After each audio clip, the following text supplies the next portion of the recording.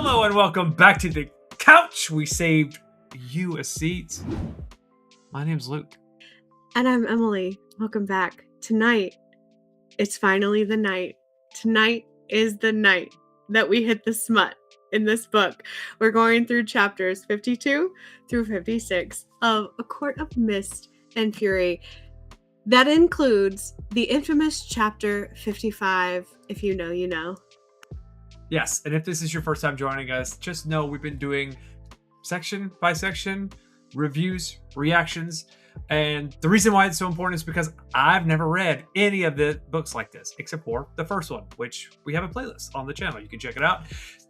This one, however, she's the Oracle. You could call her a SMUT Oracle. No, yeah, she is the SMUT Oracle. You find her online at the SMUT Oracle. All sorts of content. She talks about all sorts of other things. She can pimp that if she wants to, but support her channel, support this channel. You can do that by checking out the links in the description of this video. There's a membership, it's $2 a month. It really just buys a cup of coffee, and occasionally you'll get to see a video early, but really it just supports what's going on here at the Kitchen Couch. And then also we have Amazon links to other books that we've done, some of the Murderbot series, the Project Hail Mary, which is a movie coming out in March 20th. Phenomenal book, by the way.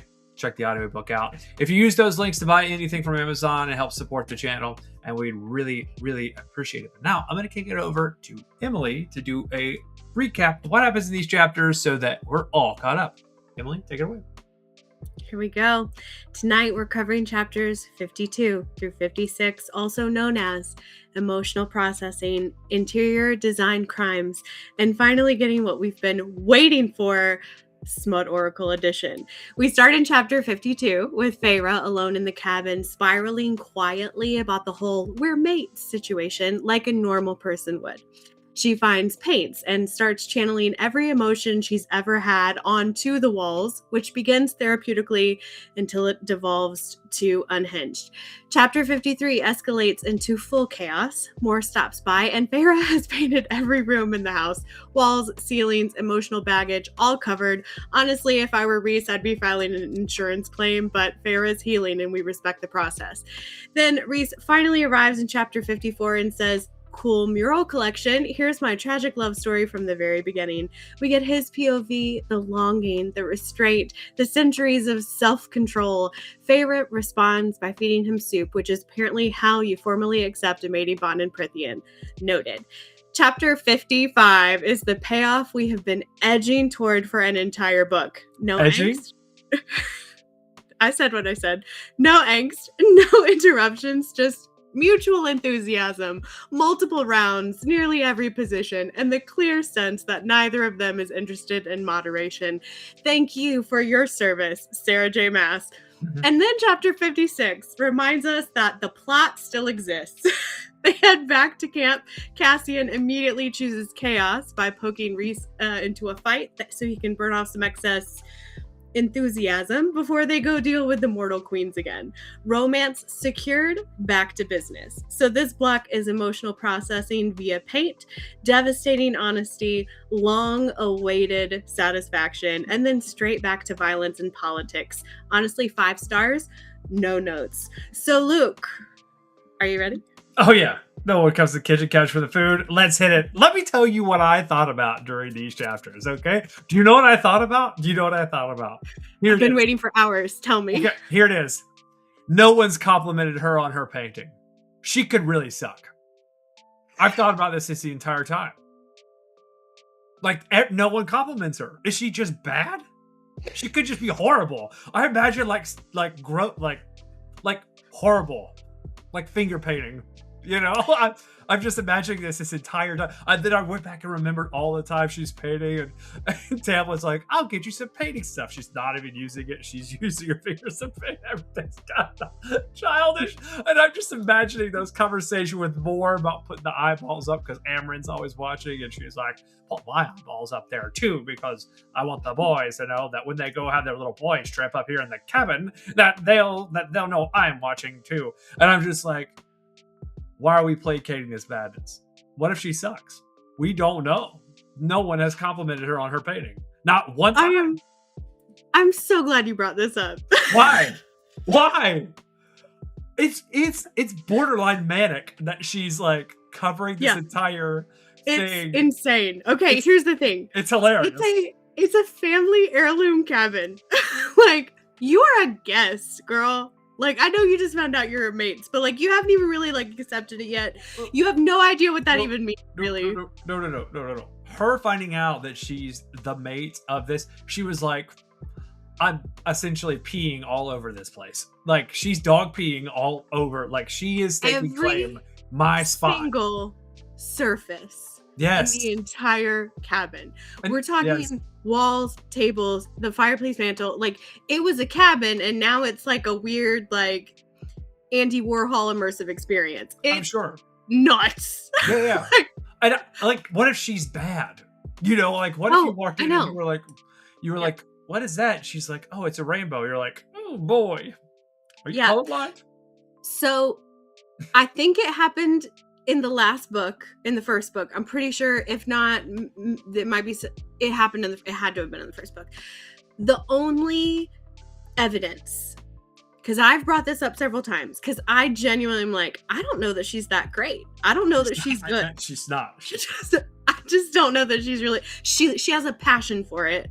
She really loves it. But the only evidence that we have in the entire series that she actually is good, I shouldn't say the whole series, but up to this point, that was brought up to me that I'm like, okay, that's a convincing argument, is someone said to me, we know that she is good because when she goes back home from Prithian, Nesta asks her to teach her how to paint.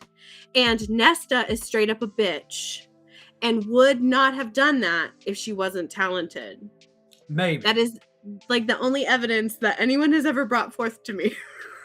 I disagree, because it's full on, oh, please teach me how to paint as thanks for taking care of the entire family by sacrificing your life to this random fairy. That's how I took that, actually, in the moment. So you might be right. Okay. You might be right. It doesn't matter. She might be fucking bad at painting. And all I could think about was like horrible, like, stuff. I just think about like, because not only is she just painting, it'd be one thing if she's painting like flowers, and she does do a lot of that, but like the eyeballs and the portraiture, for me, I just think about like people who get those tattoos, like they try to get somebody's picture like tattooed on their body, and it turns out to be like awful. Portraits are hard, man. They're hard, and I just, 1,000%. I don't know. We could talk about like the sex stuff.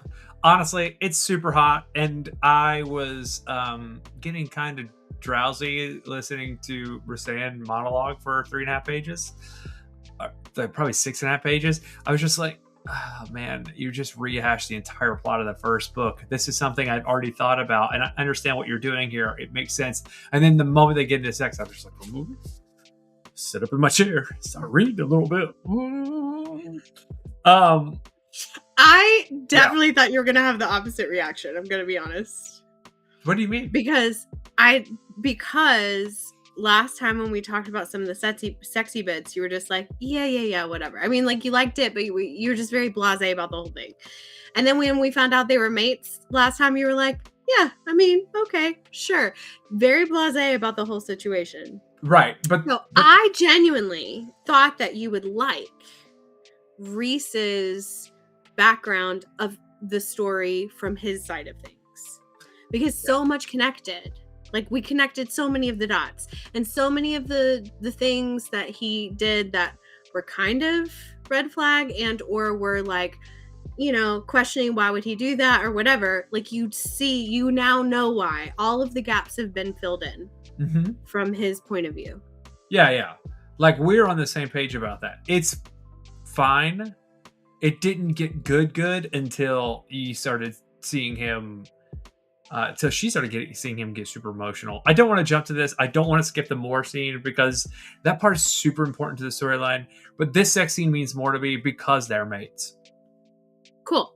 Okay, let's get into it. So if we start with like 52, we pretty much covered that, because it's like basically we just paint everything and it's insane. So then Moore stops by. It's true. And Moore's like, okay, this is fun. Look at you go, girl. You really did that.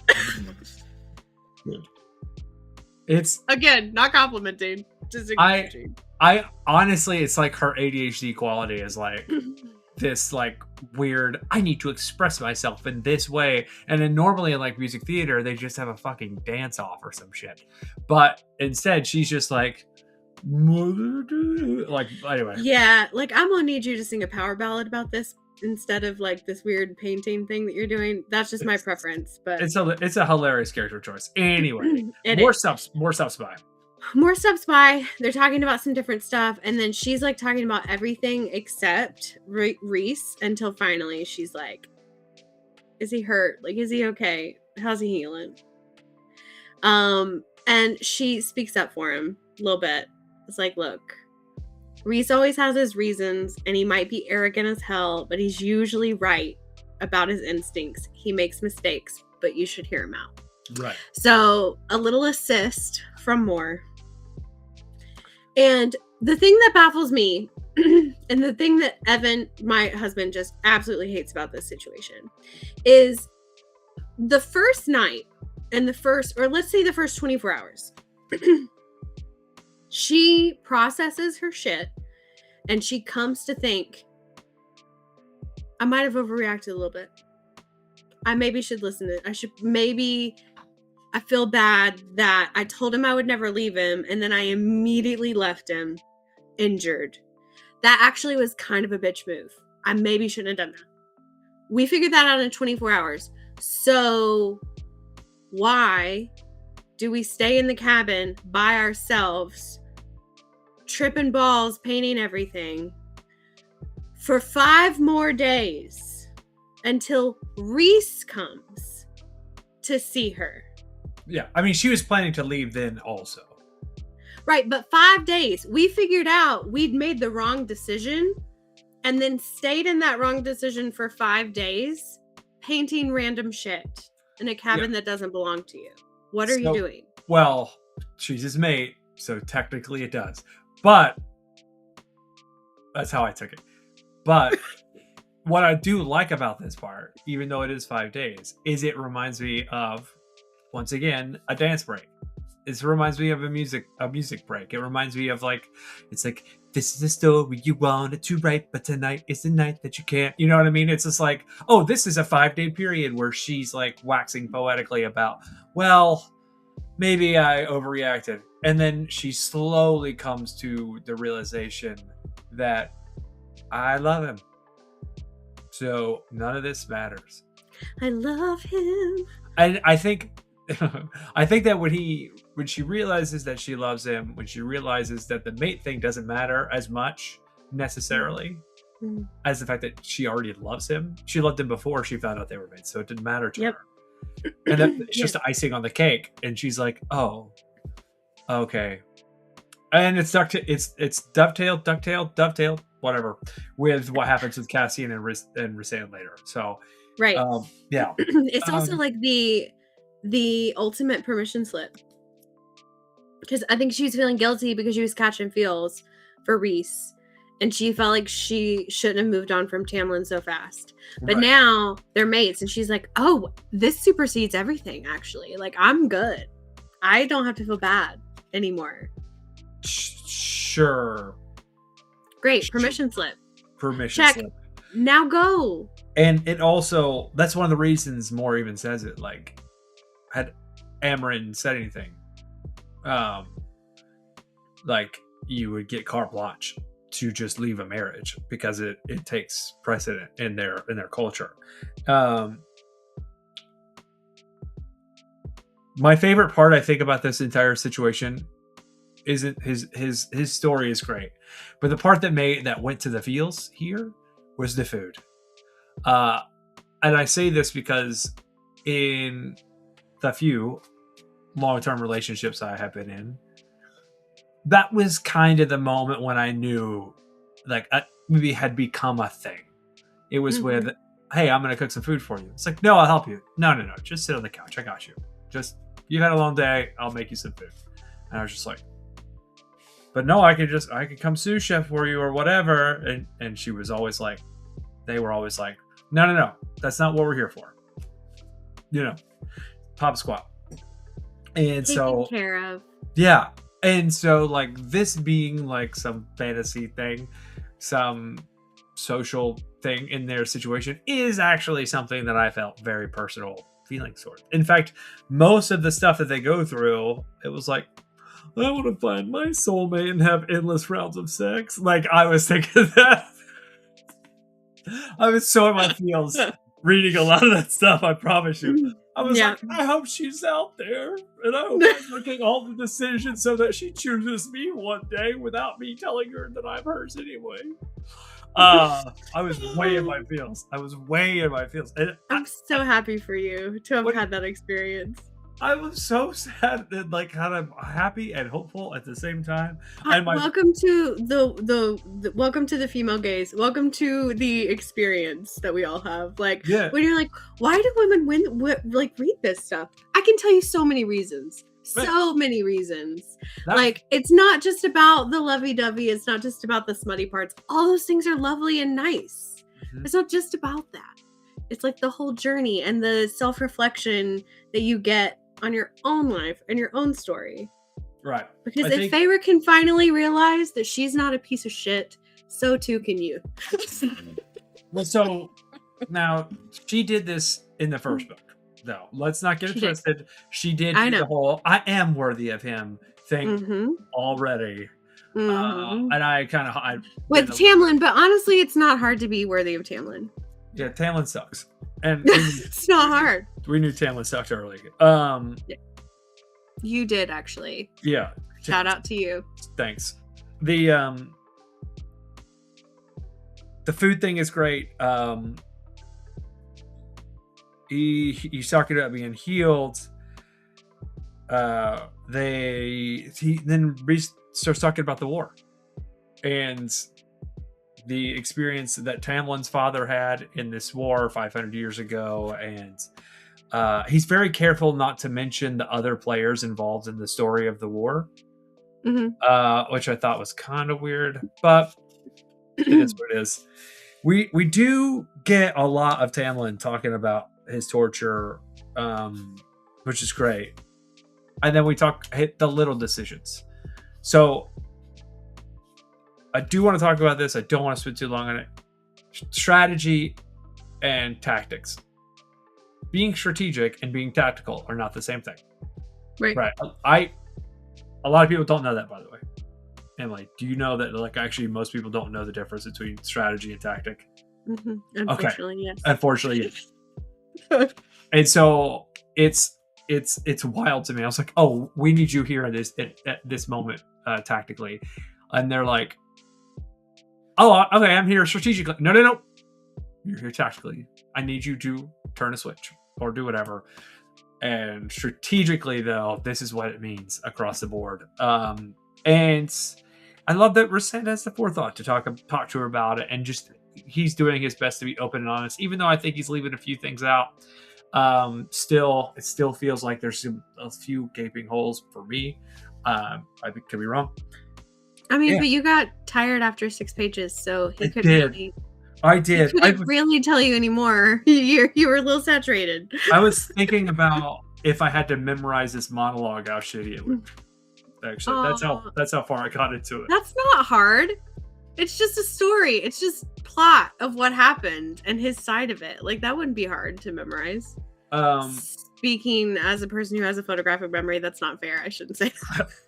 What I will say is it does make me, going back to my personal life, it does make me wonder if I've already met my soulmate. I already knew they were my soulmate and I just put it in the back of my mind and didn't think about it. What I love is like it makes me think about like, have you ever seen videos or posts about those people who get married and then realize that they're in the background of each other's childhood family vacation photos at Disney World or whatever? Yeah. That's the kind of like invisible string stuff that I'm obsessed with. So I've got one for you. This actually happened. Okay. When I was a freshman in high school, I asked this girl out, but I was so nerdy and so obscure about it. She actually yelled at me when she found out the other people knew that I asked her out. This happened in real life. She was like, why did you tell people? And I was just like, I don't know. Why would I tell people? It was bad. So we didn't go out, obviously. Fast forward to when I'm a senior in high school, we go to Disney World to sing in chorus. We didn't actually get to sing, it rained. So we just got a free trip to Disney World. But she was at the resort hotel. She had moved schools after our freshman year. And we hung out at the resort hotel like for 2 days. Yeah. The same resort hotel. And there's like the Swan Dolphin. It's been there forever. And it was like, Brittany with an I? What are you doing here? It was weird. And so like I've got a few of those. Obviously, you guys know. I've got a few of those things. It was like, are you who you're supposed to be? Anyway. Right. I love it. And sometimes it's like, it's okay, like my husband and I, we met on Tinder. Shout out Tinder. Back in the day, before it is what it is now, but no shame.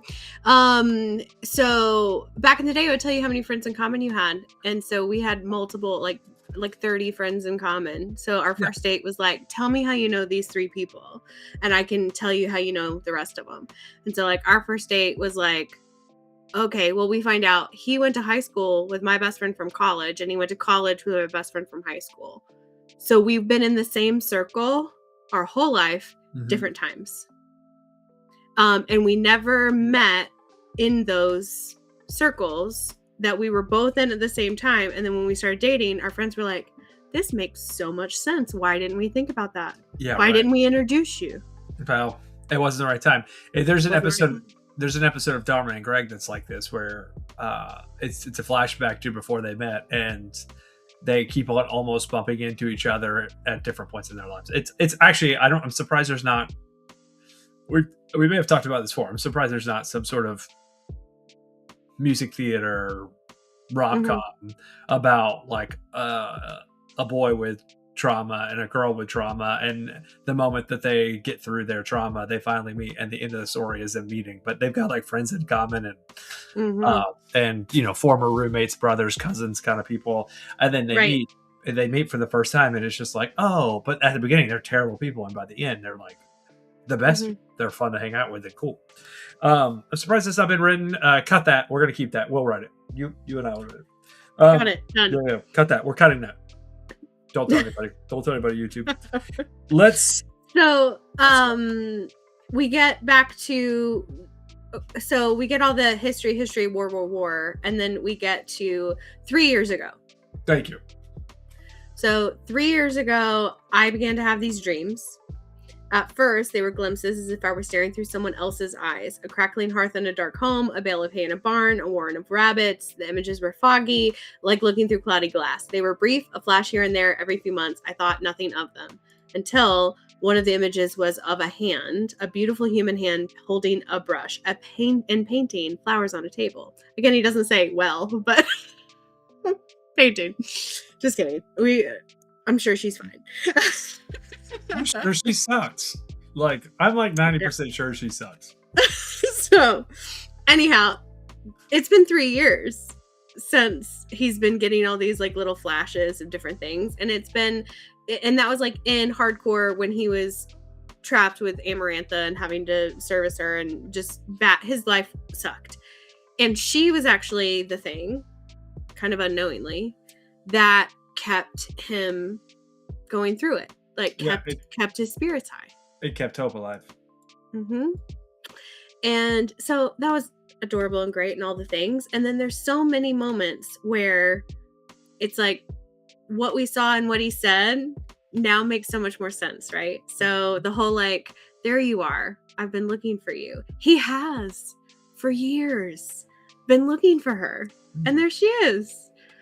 And then he like kills those fuckers who was after her, was trying to like lead her away from like a Kalanmai. Well, also she was drawn to the party beyond just the music. Right. Because the party's like, she even says like, I don't know why I feel like pulled or led towards going there. And it's because her mate was there and they didn't know it at the time. So he knew when he saw her. Right. So he says, right then, deep down, I think I knew what you were, and I didn't let myself admit it, because if there was the slightest chance that you were my mate, they would have done such unspeakable things to you. So he's just like thanking the cauldron that he got to see her at least once. He's okay with it. He's fine with just like knowing that she exists and let her live her life. And then she realizes this motherfucker over here has brought her in, and she's going to be the key to release this spell or whatever. And if she does it, and she will, because she's awesome, that's why I'm obsessed with her, then she's going to be killed. So now he's got to like put this mask on and play her, who he doesn't want to. All he wants is to be with her and for her to be happy and safe and all the things. And now he's got to play her as well, because he wants her safe more than anything. So all the crappy stuff, like making her like dance for him under the mountain, all the stuff, is literally so she wouldn't remember. So she wouldn't be it wouldn't be as traumatic, because she wouldn't remember the nights. I love that. He tried to quietly take care of her. I love that how angry he got at Tamlin for stealing her away just for himself, and how selfish that was. And I do remember that moment being like, ew, Tamlin, this is gross. And he's just like, I did it for both reasons, to get Amarantha kind of mad, and then also to do this thing. Yeah. It's the part that really got me was, but then she snaps your neck. Tears rolled down his face, and I felt you die. Tears were sliding down my own cheeks. And this beautiful, wonderful thing that had come into my life, this gift from the cauldron, it was gone. And then he keeps her, like, cause right, she starts seeing through his eyes, and it's him. He pulled her out of the ether to keep her from disappearing, and then convinced, air quotes, the other High Lords to resurrect her. Well, he even says, "I'd make them save you," in like italics. Yeah. So whether or not the High Lords wanted to or not, we don't know at this point, because he's so good at mind infiltration and control. He would have, and he had his full powers back at the time, so he could have done it. Correct. Yeah. He talks about picking up the knife, that it was instinct. He couldn't control himself. He just did it, and he got punished for it.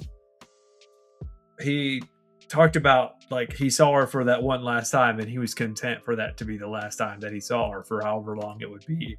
And he lands at the night court, and he begins to just vomit everything that he had to do to Moore and the rest of the team.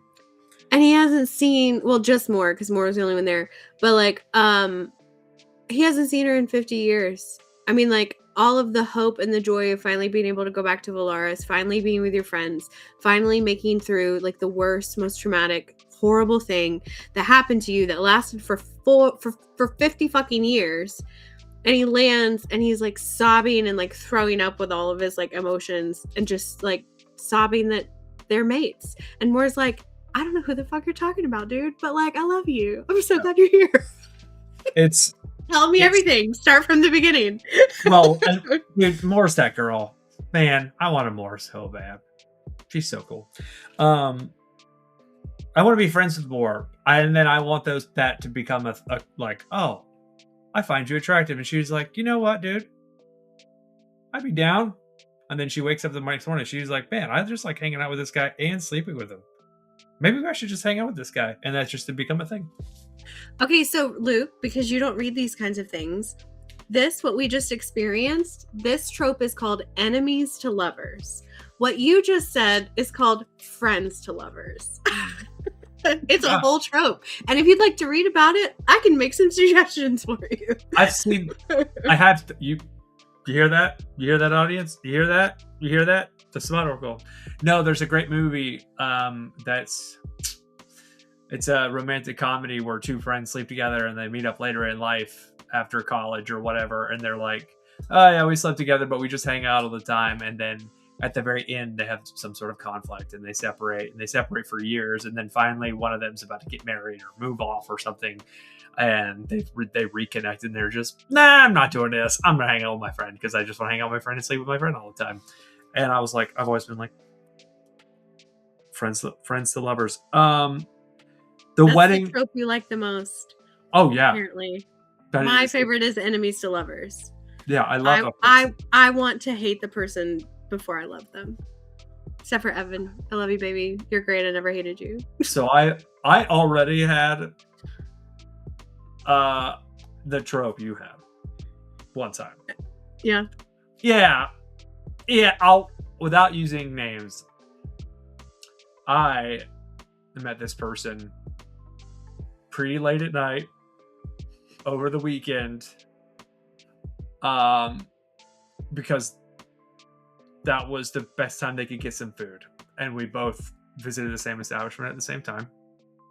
But I was having a good time, and that person was just coming off work, and so we would just sit and talk at the bar every weekend for like 4, 5, 6 weeks. And then finally, on a less than sober night, she said, I could not remember her name. And I had not remembered her name this entire time. And then she got real mad. As she shouldn't have. Because I'm terrible with names, Nancy. Be cool over there. Her name was Jessica. Jessica, my bad, Jess.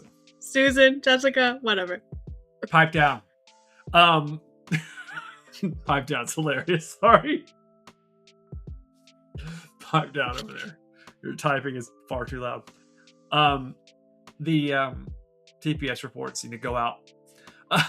Sorry. Anyway, so I spent like the next 2 months in doing pulling a Rasan, like intentionally finding a reason to apologize to this person, creating that bond again. And then there was a couple of weeks there where I was a little low on funds, so I just decided not to go to hang out at the place that we would hang out. And then I get a random message on a random day that's like, hey, where have you been? On Facebook, ironically. Mm-hmm. And I was just like, oh, I've just been around, been kind of busy. So, are you going to be there this evening? Yep. And we just were friends ever since. And then more than that. We did a little bit more than that. Mm-hmm. But I've already lived that enemies to friend. I don't want to do that again. I just want oh, do you find me attractive? Oh shit, I find you attractive. And then just become a thing. That'd be dope. Let's go back to the thing. The wedding is the most romantic part of this group. I'm sorry, of this group of chapters. Him talking about the wedding situation is the most romantic part. Mm-hmm. Because he talks about how much it freaked him out. And he was just going to go get drunk with Cassian. Yeah.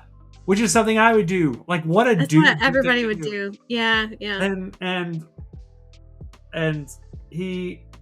I told myself, I heard you were going to marry him. I told myself you were happy. I should let you be happy, even if it killed me. Even if you were my mate, you'd earn that happiness. The day of your wedding, I'd planned to get rip-roaring drunk with Cassian, who had no idea why. But then I felt you again. I felt your panic and despair and heard you beg someone, anyone, to save you. I lost it. I went out to the wedding and barely remembered who I was supposed to be, the part I was supposed to play. All I could see was you in your stupid wedding dress, so thin and so pale, and I wanted to kill him for it. But I had to get you out. Had to call in that bargain just once to get you away to see if you were all right.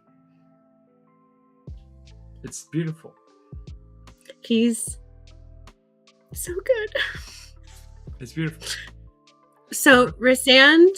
It reminds me of another couple of relationships that I've been in where I was like, oh, you gotta be patient, be thoughtful, be interested, and just let things happen how they happen. Go ahead. Rhysand is a lot of people's book boyfriends.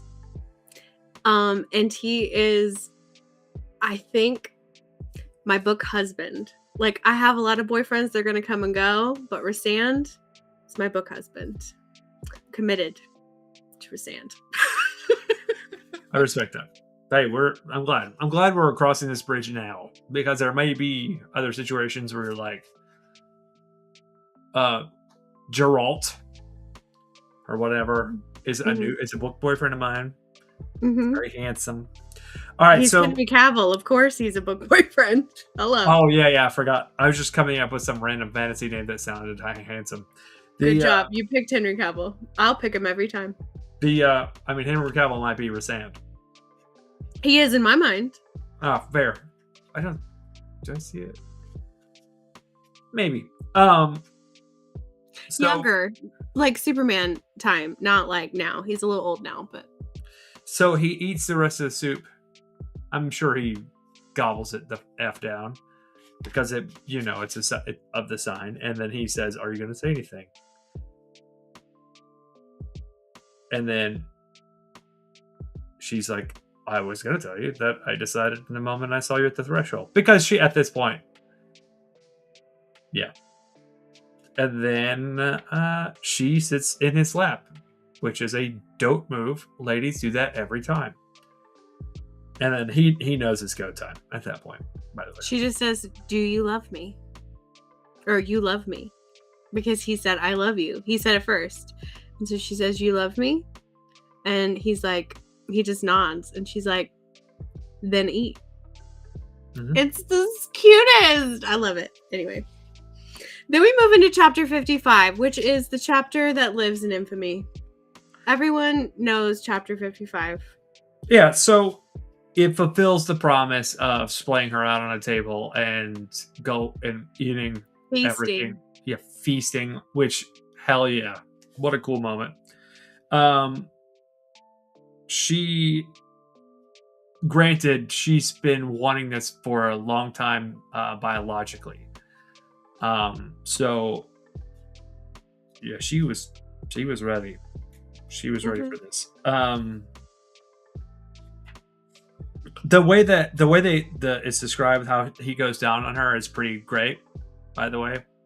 Mm-hmm. It's beautiful. Mm-hmm. I don't know how else to say it. I do like the first lick of Rhysand's tongue set me on fire. I think that was kind of awesome. And then it rehashes that I want you splayed out on a table for me to feast. There's a few others I marked. Now I want him now, but he remained kneeling, feasting, blah, blah, blah.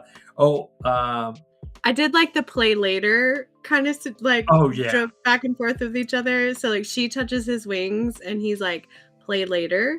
And then he's like teasing her about to like stick it in. And then she gets frustrated and she's like, "Play later." I love it. I love the call. Yeah. Like, love it. Love it. I like the constant possession. You're mine. Affirmation. That's super hot. I mean, I don't find that very hot, but I understand why women do. Mm-hmm, like I actually I don't understand, but I can empathize. And I don't. Well, not everybody does. Sometimes it gives you the ick. So always be, communicating with your partner about what they like, but also, yeah. I've been asked to say it. That's what I'm saying. And I will oblige, but I understand. I understand. I get it too. I marked because I thought it was important. So I don't know if it's the first time she arrives or the third or fourth, but she says, "Release tore through my body." Skip. It says, "I felt and saw and smelled that bond between us until our scents merged. And I was his and he was mine. And we were the beginning and the middle and the end." So that is important because other people, with the heightened sense of smell and all the things with fairies, like obviously it's been kind of a running joke that they can like smell when a human is like into it or whatever. And so when they are bonded and the bond's accepted, their scents merge because they will forever be two become one at that point. Yeah. It's beautiful. It's it made me think of a lot of things, actually. Some super weird stuff, like, oh, all of human consciousness is actually just happening at the same time, and time is relative. So Washington's consciousness is happening in this moment also. It's just already happened because his consciousness is anyway. It made me think of that, but it also made me think of, the Alpha Omega kind of thing, very Christian. There's a lot in that section. I read too much smut. Okay, got it. I mean, it's literally every part of the spectrum. No, I'm sorry. The like Alpha Omega thing is like specific to like werewolf shifter smut. I'm sorry. Yeah, that's not for you. Like Alpha Omega, I was like, and you're like very Christian. I was like, oh right, that's a thing too. This is the part. This is the part where the painting actually makes sense. Is when you have this really hot scene where there's paint everywhere and they're covered in paint. And I mean, didn't like Lady Gaga make that like super mainstream a few years ago? And then when he finally climaxes, comes, whatever you want to say, when he finally does the deed, like literal avalanches happen because, maybe the greatest moment of his life. Actually, for sure is. I have a meme for you. It's one of my faves about this particular thing, because when he roars and the mountain avalanche happens or whatever, there's a meme of adults underneath the table, like in a like tornado or like earthquake preparedness situation, and these adults are under the table like, oh no, but the bubbles are like, wow, third time today, and the other one's like, good for the high lord. I now will only think of that whenever I hear like a tornado or a hurricane or good for the high lord. Good for the high lord. I'm gonna start sending you avalanche TikToks or whatever, and just the caption is good for the high lord. Good for the high lord. Yeah. We support. I also love, like, after this, they're kind of talking about stuff, and he's like, okay, I think I fell in love with you when you killed that worm, though. This is, which, okay. You knew I was going to come back to that, right? Because that random dude in, like, the 3rd chapter said pretty much the same fucking thing. Mm-hmm. And it ain't the same. And it's kind of awesome that it did that. I don't know how many book readers like picked up on that. I was just like, of course. Yeah, I love it. Of course, he was trying. So when I said that before, were you thinking about this moment? Yes. Oh, okay. Because of course, he's trying to show off. Like, he's trying to be cool. It's a moment where he's trying to be like, oh yeah, that was so cool.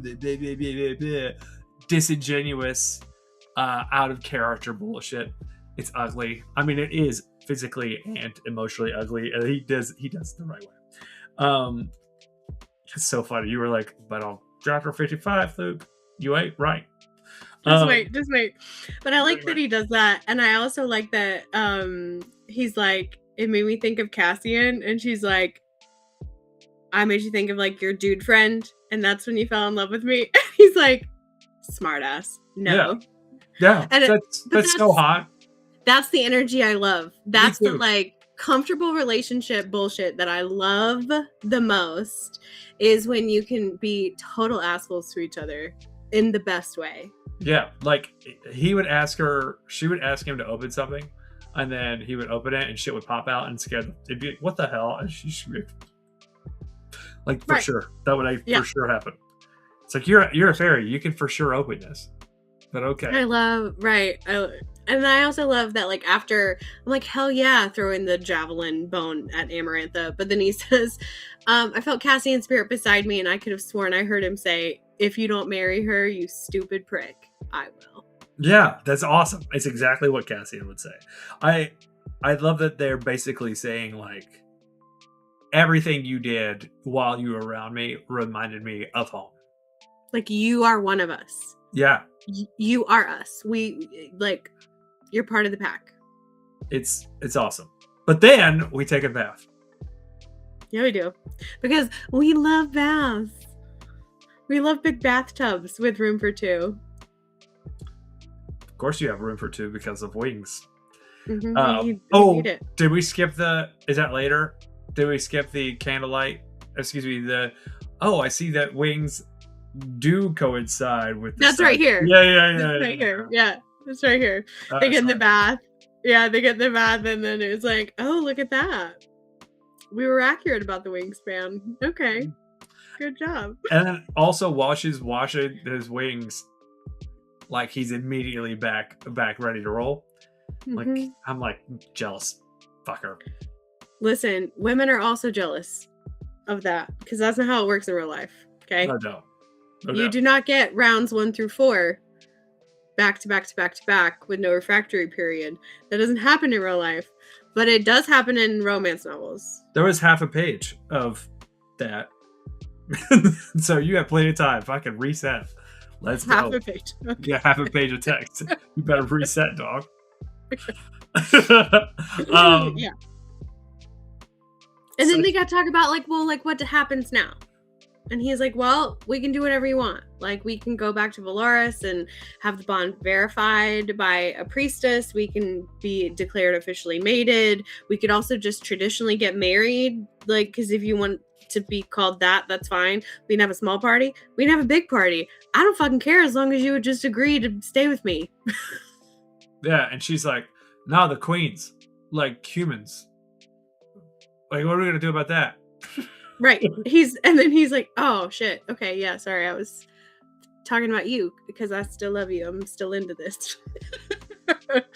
But just like what you said, now I'm going to pull this out, point this part out specifically because of what you said last time or the time before last.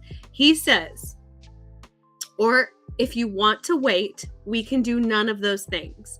We're mated, whether it's shouted across the world or not. There's no rush to decide.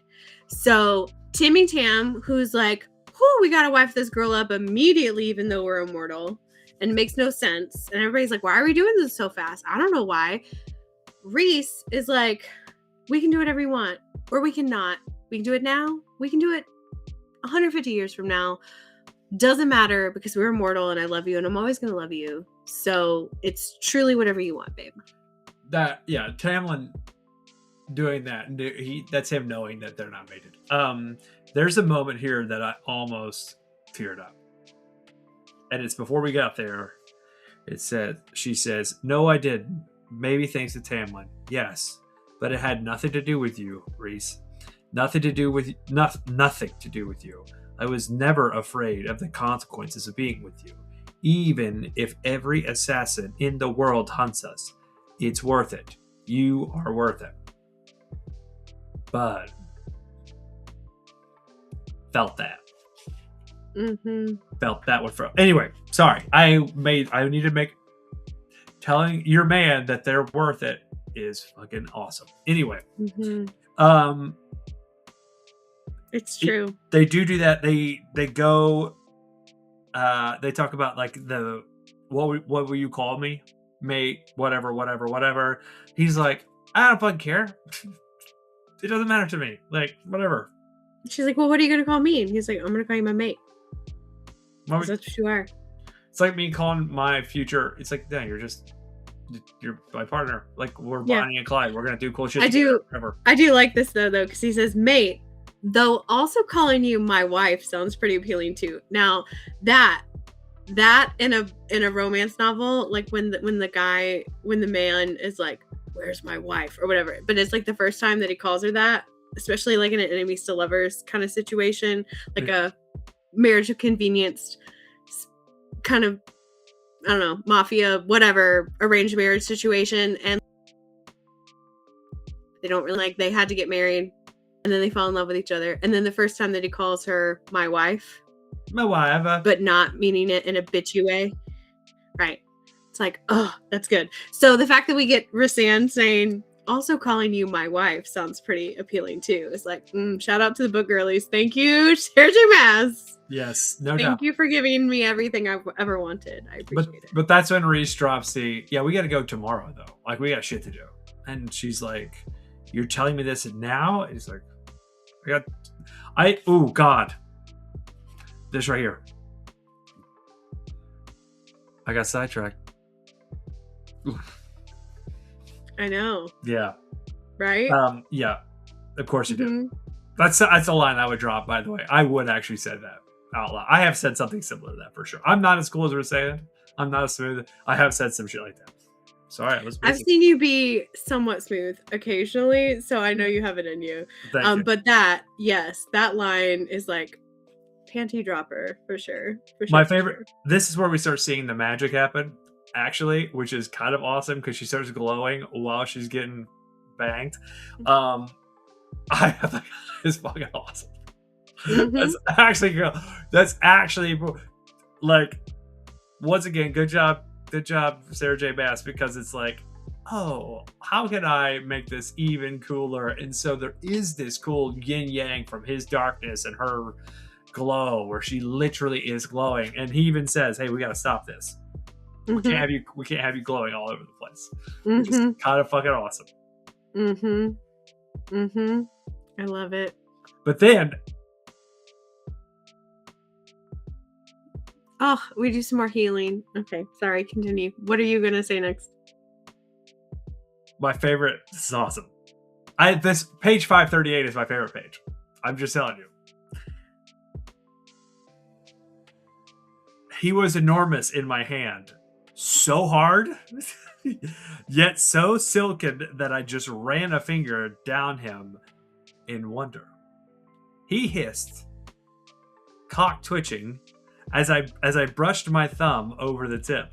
I smirked as I did it again. Then he reached up to me, but I froze him with a look. My turn, I told him. Rhys gave me a lazy, male smile before he settled back, tucked a hand behind his head, waiting. Cocky bastard.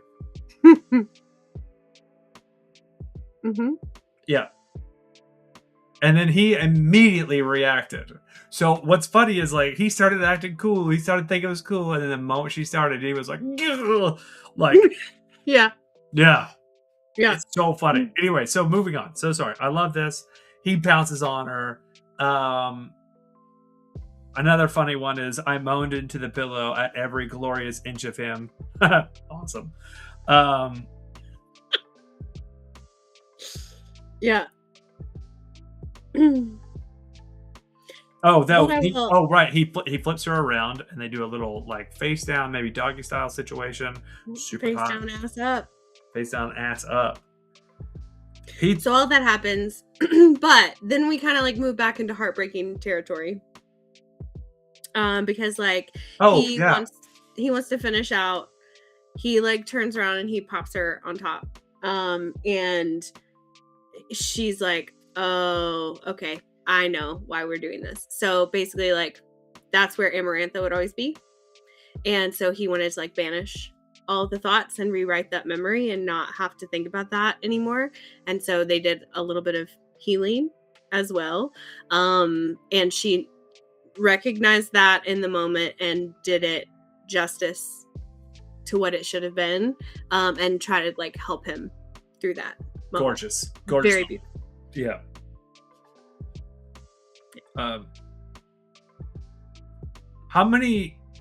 Who do you think has slept with more High Lords? Feyre or Ianthe? It's got to be Ianthe, right? No, I think she's been around longer. I think it's Feyre, because I think Ianthe is trash. Like, I think everybody kind of knows that she's the worst. She may have slept with Tamlin, like, back in the day, and I know that she's definitely tried to sleep with some others, like, obviously with Rhys and all that. There's a High Lord that you haven't met yet that's a total man whore, like, in the best way. So probably him for sure. So I don't know, might be tied. They might be tied.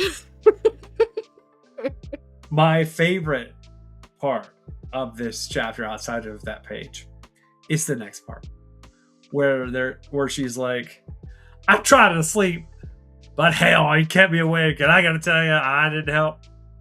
I only slept about an hour, and next thing I know, he's stuffing bread in his mouth, trying to carbo motherfucker bang the shit out of me for hours." Oh my god. Also, is that not what happened? That is exactly what happened. But also my favorite was like when we go back to the beginning before he's there, like she eats like a fucking half a loaf of bread. Yeah. Because we talked about whenever she got up to go get like food from the kitchen on Calanmai and then ran into Tamlin in the hallway. She's like, I'm hungry. I need a cookie. I'm hungry. She eats like 5 cookies and half a loaf of bread. Yeah. Yeah. And then like bitch eats another half a loaf of bread. Like she loves that crusty French bread, man. And me too. Like I so relate. I totally understand. I wish I had some bread right now, buddy. Right now. And then she says, that makes me laugh. They say what's normal, and as it turns out, there is some sort of metaphysical thing that happens between mates when they first hook up for the first time, that they are in heat, like legit. Basically, all the time. They're in heat. Yeah. Rhys basically said, I like to believe I have better restraint than the average man, and he clearly doesn't. He does not. That he you don't want to leave this house. I want to stay in that bed and fuck you until we're both hoarse. Awesome. I would have used different words, but fair. And then they talk about pregnancy, and she's like, oh shit, is that a thing? Should I drink the juice? That Plan B juice? They call it the tonic, but yeah, it's basically that. and he's like, look, you can have a kid. You don't have to give. I don't care. If you do, great. If you don't, great.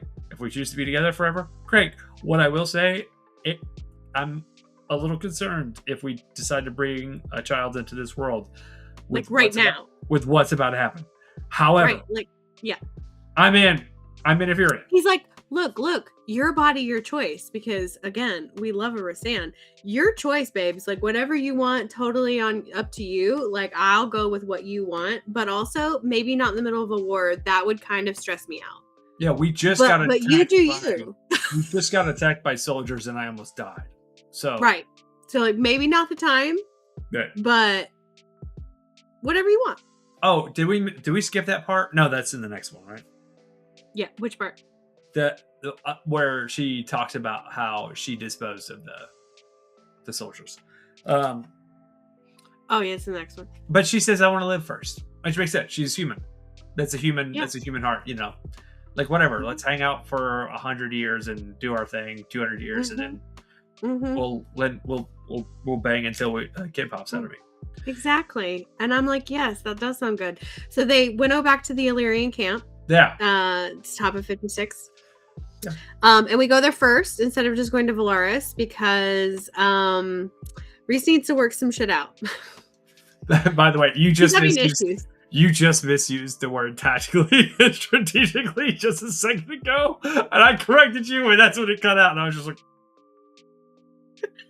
you're like, she just left. She was like, you were like, strategically. And I was like, no, that's a tactic. That's denied. Click. They went there as a tactic. You're like, oh, correct me again, bitch. I'm out. Yeah. Basically. Yeah, they went there. Know your place, Luke. They went there, yeah. You don't know words. I can correct you all of the time, but you can't correct me or I'm out. No. These are called words that you don't know, Luke. You punk ass bitch. No. Anyway, we go there. And so Cassian, this is one of my favorite moments, is Cassian says, she doesn't look that tired to me. Maybe she wants to give me a ride. Buddy, I love this moment because Cassian gets it. Right. Yeah. He's like, you want to get one more? Yeah, let's get one more. Like, and they just fucking duke it out. And then Moore and Feyre is like, I can deal with another banging. And Moore's like, let's let the boys figure it out. and they go inside, and then they're in there, and they wait an hour, and then the boys come in, and they hang out for a second, and then they bang again on the kitchen table. And so I'm like, yeah. Yeah, that is definitely, they're in heat for each other, for sure. That's what's happening right now. Yeah, it's awesome.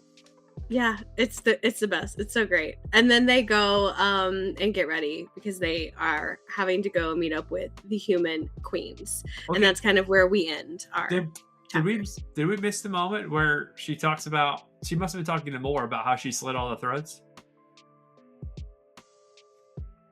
I don't remember. There's a point No, there's a point where Feyre talks to somebody about like how she murdered all the people in the cave. Was that in the last section? Yeah, that was in the last chapters. No. Okay. So yeah, that's kind of the end. Azrael choked on his wine. Oh yeah, what did he say? She saved his sorry ass and more than it is more like it. Moore said, filling her glass with wine. Poor little Rhysand got himself in a bind. I held up my glass for Moore to fill. He does need unusual amounts of coddling. Azrael choked on his wine, and I met his gaze, warm for once, soft even. If Rhys tensed behind me and quickly looked away from the spy master. So like a glance at the guilt in Rhys's eyes told me he was sorry and he was fighting it. So it's like even like these are his friends. These are people that he has literally killed for. Yeah. He loves them, but it's what's happening. So that's why Cassie was like, that mating bond chafing a little there, Rhys. They all know. They all know. And it's going to be a problem, I guess, in chapters 47 through, which is our next section, 36. 57. 57 through 62. I want to say. Through 60. Yes, through 62. Yeah, so we got it. We got this. We got the big sex chapter in the bag. Is Rhysand gonna live?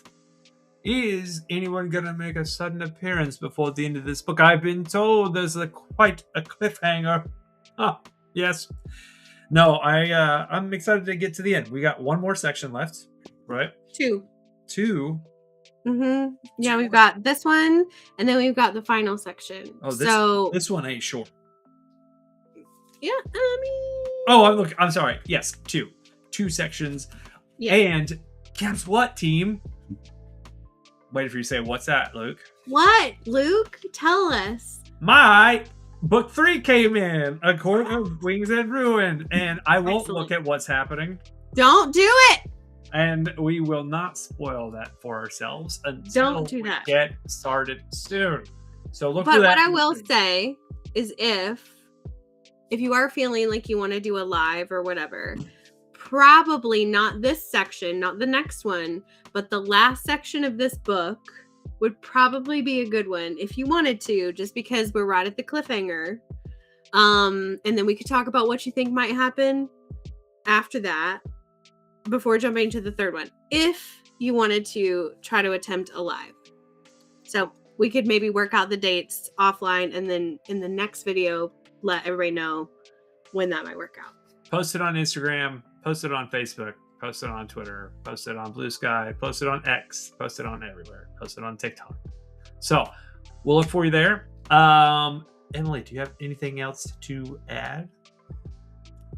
The next little bit, I know we just had like a fun little romp of sexiness and romantic things, but we are full on back to plot, baby, for the whole rest. And like, hold on to your knickers because so much is about to happen. So very excited for you. Fantastic. Well, if you stayed this long, please do us a favor and like and subscribe. It helps us out. Tell your friends about what we're doing here.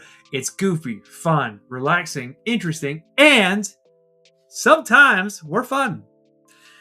Anyway, thank you, and we'll see you next time. Later, taters. Bye.